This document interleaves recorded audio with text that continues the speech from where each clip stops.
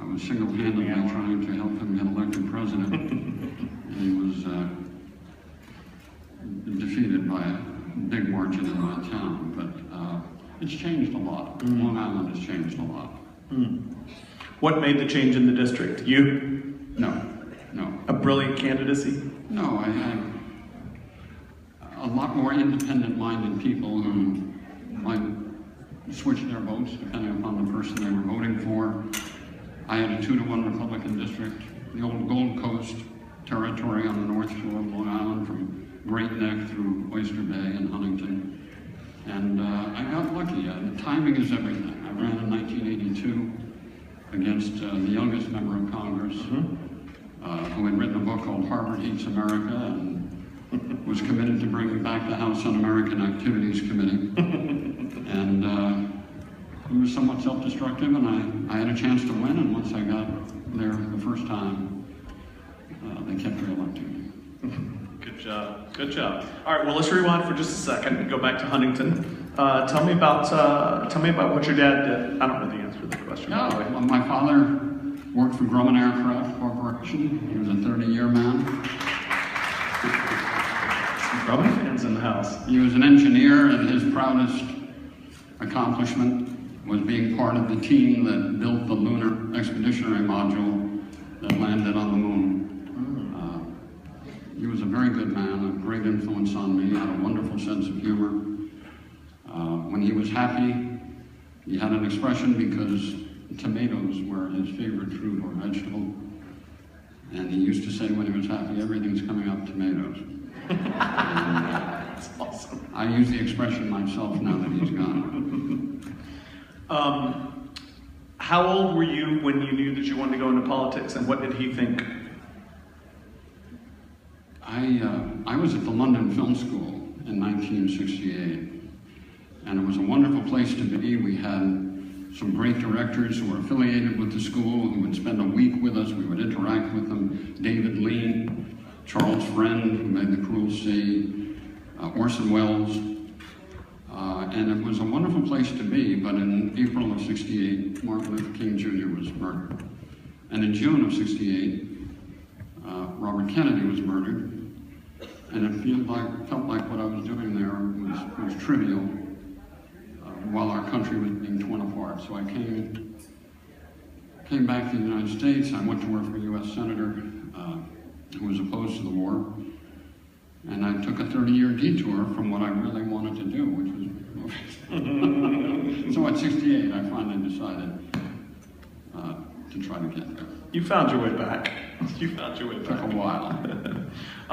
Along the way, something we have in common. I'm also a Cornell grad. So I'll resist. Yes, thank you. Big Red fans in the. There you go. I'll resist asking us all to join a chorus of Far Above Cuyahoga's Waters, but we know we all could. Tell me about the story of your injury in officer candidate school and the effect that it had on you. Well, it was a very non-glamorous injury, but I took a piece of metal in my right eye, and I ended up in Newport Naval Hospital for 2.5 months. And I was in a ward that was filled with Marines who were just back from a battle called Compiègne in October of 1967.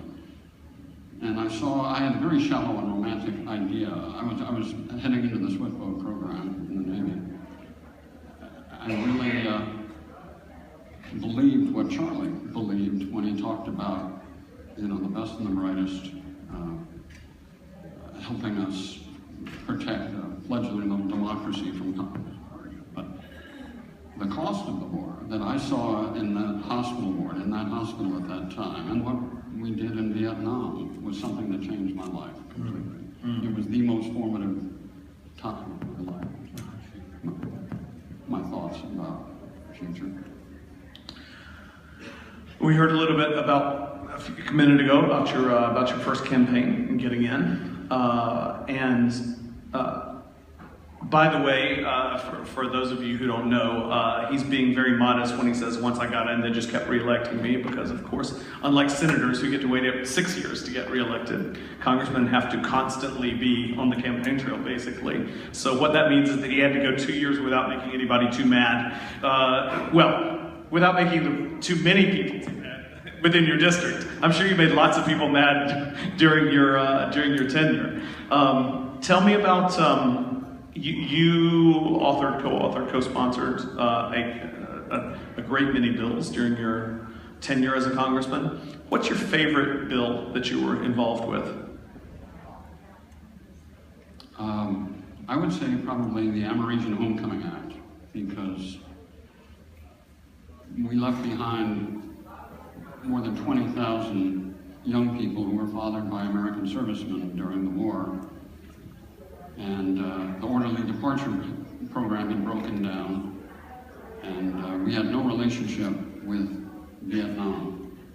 And 4 high school kids came to me when they saw a picture of one of the Amerasians in Saigon, Ho Chi Minh City, saying, "Can you help bring this one boy back?" And I got the signatures of over 300 members of Congress to make an exception for the boy. And then went over there to pick him up and brought him back. But when I was over there, I remember walking through the streets of Saigon to the Rex Hotel, and within 20 minutes, there were 25, 35, 50 of these kids, all very standing out from a racially pure society because of their eyes, or the black Amerasians in particular. And so I worked hard to get a law passed to bring them all over, and I think eventually more than 20,000 came here. They weren't all success stories, but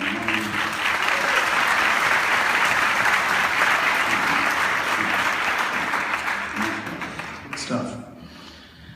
Mr. Williams, your turn in the spotlight. I find it interesting that you are also originally from a smallish town not far from where this young man is from. Tell me if I'm pronouncing it correctly, Royton, Connecticut? Yep, it's an Indian name, as most towns in Connecticut are. Darien, Rowayton, Massachusetts, Nantucket, all the tribes that are no longer with us. And I grew up near Greensledge Light, which is 7 miles from Northport. So I could see Long Island from my bedroom window every morning. And I grew up in a small town that was a lobster fishing village before the New Yorkers came and took it over, and now it's Disneyland. We were right next to Darien. We were the other side of the tracks. But that's where I grew up. Right after I got out of Cornell, I lived in Old Greenwich. My grandfather went to Cornell. There you go. More connections. More connections. And of course, you also have politics in your family. Well, I'm told that I'm distantly related to Robert Treat Paine, who signed the Declaration of Independence. But I do know my name comes from that, and it moved on to becoming the Robert Treat family, and then the Andrew family, Treat Andrews. So my grandfather was Treat Andrews Sr. My uncle, Treat Andrew Jr., was killed in World War II. He was a tail gunner and a B-24, so I'm very proud of my name. Absolutely, absolutely. Yes, absolutely. And what the last person you referenced was your father? My grandfather. Your grandfather. Yes, Right, Treat right. Andrew. My uncle was Treat Andrew Jr. Gotcha. I want to make sure. wasn't my name. Richard, my name comes from my father, Richard Norman Williams. Okay. That was going to be my next question, Treat. but I wanted to make sure I wasn't double asking because I got a lot of names thrown at me quickly. Very, very New England, very Connecticut. So tell me about what your father did.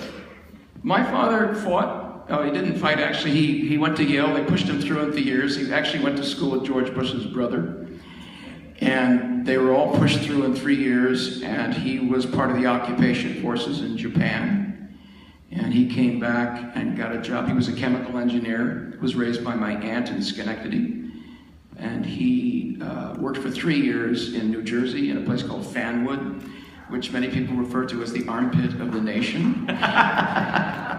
And then we moved to Rowayton, and he became the vice president of Olin Matheson Corporation, which moved its offices from Park Avenue to Stamford, so he had a 10-minute drive to work, and retired at 65, and had a great life. How old were you when you knew you wanted to be an actor, and what did he think? I think it was in 7th grade. I was doing a play, and I did something on stage, and it got a laugh. And I thought, oh, I like this. This is nice.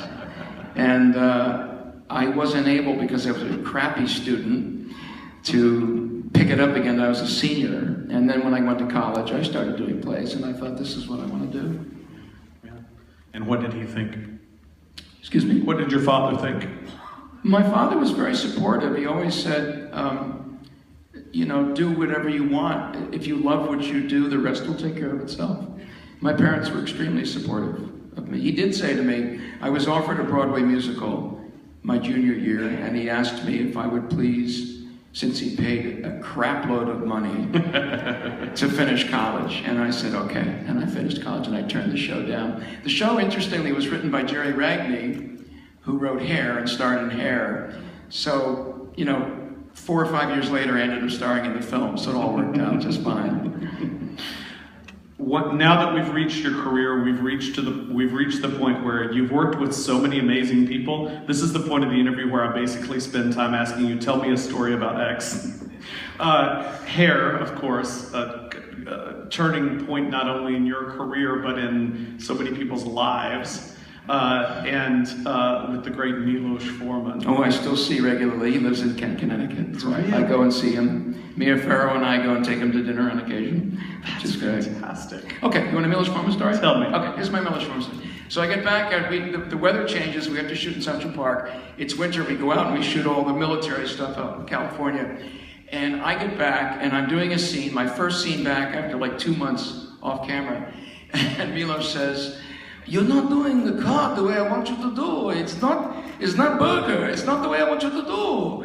And I said, well, you're the director. Tell me what to do. He says, I don't know what to do. I hired you because you know what to do. So just do it. So I did, and it was fine after that. It was very European. See, now you thought I was just being lazy saying, just tell me a story, but if you've ever heard Tree Williams tell a story, you know this is just the best question to ask him. That was, I believe, your first Golden Globe nomination for Hair, is that correct? Yeah, 2, actually. Best actor in a musical and new star of the year. And I lost to Ricky Schroeder. Wow. Wow. That's okay, I'm fine. Always a bridesmaid, never a bride. That's my story, and I'm sticking to it. You were later nominated for a Golden Globe for Yes. Prince of the City. Yes. And I ask you again, one of my favorite directors ever, tell me a story about Sidney Lumet. Well, I don't really have stories. He used to kiss me on the mouth in the morning, and that was always like, he was very, very heterosexual, but he was a mouth kisser. I don't know why. And so I would always go, he'd go, hello, and I go, Sidney. But I think the thing about Sidney that I miss is that he came from the 1950s live television, where they did wonderful, you know, Playhouse 90 and all that stuff. And so the thing that was extraordinary was I had just come off of Hair and a couple other movies, but we would rehearse. We rehearsed in a big space. We mapped out all the chairs and tables, and we would do run-throughs of the movie like we were doing a television movie, like a play. We did 3 days of run-throughs. And I'd never worked that way, where the whole movie was rehearsed. Every single scene rehearsed and rehearsed. So he got to the point where he was happy with the scene. And in the rehearsals, when he was happy, he'd just look at us and go, that's a print. And that meant that that's where he wanted you to be when you got to that day shooting, maybe a month later. And he was an extraordinary director. I was very, very gifted, lucky to have worked with the great Sidney Lumet. In fact, they're doing there's a movie about him that played at Cannes, and it's playing at the Tribeca Film Festival, and Al Pacino and myself and Marissa Tomei are going to talk about working with him, and that to me is a great honor. He's one of the great American directors of all time. I'll tell you what. Al Pacino, Marissa Tomei, Treat Williams, and a movie about Sidney Lumet. I'm in. I'm all in on that. So you also, of course, are a star not only of both types of screen, but also of stage. I happen to think that one of the absolute greatest artists of the 20th century is Stephen Sondheim. As do I. And you won a Drama League Award for your role in the great Stephen Sondheim's Follies. I just got lucky. I've heard people tell some pretty great stories about Stephen Sondheim, so you might up your game on this one and give us a really good one. I love Stephen very much, and I met him when I was very young, and I remember I met him once, and he was very kind, and I thought he'd never remember me. And then when I was on Broadway the first time in the musical with the Andrews Sisters, anybody remember them? John Travolta, me, Mary Lou Henner, we were all chorus kids in this musical. And I got this one telegram from Stephen Sondheim that just said, "Welcome," which I thought was quite wonderful. But he used to come and give me notes at half hour, and I would say, "Stephen, please don't give me notes at half hour," because he'd say, "Now you should say that note on the first bar of the seventh stanza of the fourth stanza of the sixth bar," and I'd say, "I can't hear this, I can't do this." So I used to hide from him during half hour and say, "Please call me during the day and give me these notes so I can get them in my gut." And he'd say, "Oh, I don't want to bother you." Please bother me. I need to, But he is to me probably American musical comedy, the greatest genius, and to work with him was a great honor. And the award nomination was just or the award, I guess it was icing on the cake. I'm going to, I know we're running out of time, but I want to ask you a pair of questions that I asked on the Acting for Television panel today. Okay. I won't put you on the spot and say the favorite and the most. But other than the people we've already talked about, who is one of your favorite people you've worked with and why? And who is one of the people that you learned the most about acting from and why? Wow. Well, it's difficult because American directors and European directors are very different. But Sure. let me just do it my way and say there are about 5 or 6 films that I'm very proud of.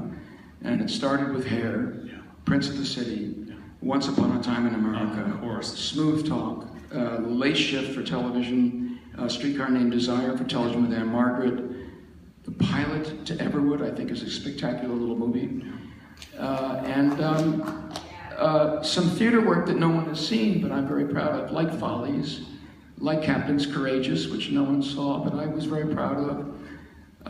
I played the lead in Grease on Broadway for 3 years, and I'll tell you this story, this is good. I played Danny Zuko. Johnny Travolta was actually one of the kids in the show.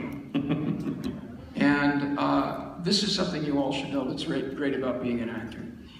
When we were doing the show, in the middle of the show, the audience, the theater would vibrate with energy. It was loud and raucous and noisy.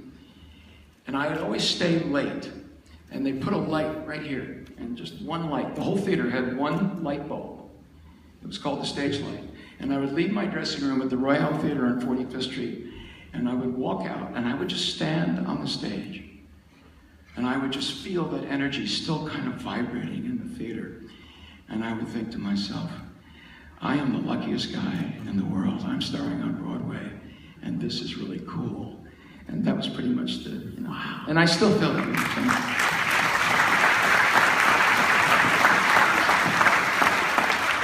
Well, especially in an election year like this, I can't think of a better way to close our closing night of the Sarasota Film Festival, but with a great American film and 2 great Americans joining us on stage. So thank you to you both, and thank you to all of you.